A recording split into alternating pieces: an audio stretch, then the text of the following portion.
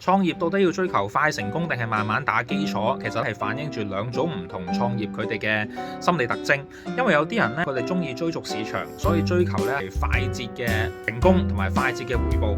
但係快捷嘅成功同快捷嘅回報，佢唔一定要透過創業去達成。你可以透過賭博，可以透過投資、投機去達成呢樣嘢。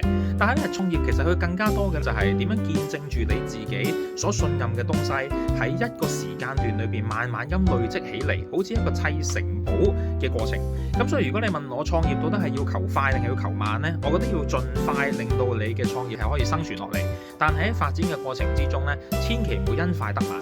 好多時候我哋覺得正確同埋係真正有意思嘅東西呢，佢往往係經唔住快速嘅推進嘅。我哋會見到好多公司都係因為快速擴張所以失敗啦。所以我建議大家喺快速地令到你嘅公司可以生存之後呢，應該係慢慢地咧，住你想要嘅方向啦，去發展你嘅事業。咁嘅話就會比較穩健一啲啦。